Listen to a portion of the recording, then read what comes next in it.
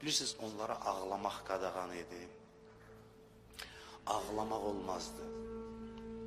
Ağladıqca vururdular onları. Ağlayanları döyürdülər. O balaca qızın ürəyi dözmədi. Qəm ürəyində saxlamağa. Ürəyi partladı. Xanım Zeynəb deyir ki, Şamın xərabəsində yuxudan oyandı, dedi ki, mən atamı istəyirəm. Atam istəyirəm, alsın məni qucağına, aram eləsin. Mən heç nə istəmirəm.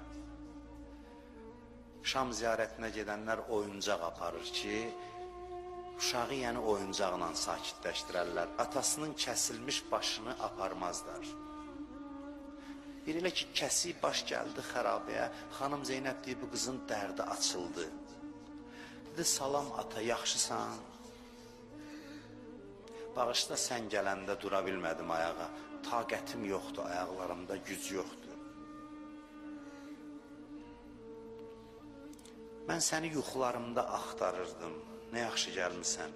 Bəlkə yuxu görürəm. Çox xoş gəlmisən bizim bu xərabəmizə.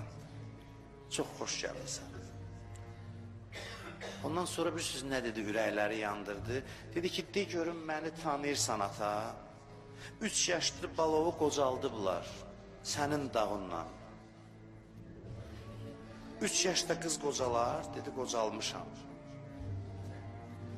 Ondan sonra belə söz dedi, mən illəzi əytəməni, ata məni kim yetim qoydu? Dedi, ata əllərin hanı mənim başıma sığal çəkəsən? Bu tozlu saçlarımdan tozu təmizləyəsən? Danış məndən, nə olar darıxmışam? Hardaydın?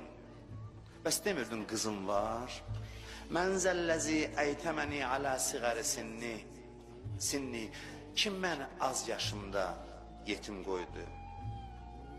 Sən danışmırsan ata, qoy mən danışım. Məni döydülər, məni vurdular, məni qamçıladılar. Cəmaat arasında qolu bağlı gəzdirdilər və bizə güldülər, bizə kafir dedilər. Xanım Zeynəb deyir, birdən gördüm uşağın səsi gəlmir. Dedim, yəqin ki, dincəldi, yatdı, yuxuya getdi. Dedim, sakit olun. Amma yaxına gələndə gördüm atasının başı düşüb bir tərəfə, Rüqəyyənin cansız bədəni bir tərəfə. Əla lənətullah ələl qavmiz zalim.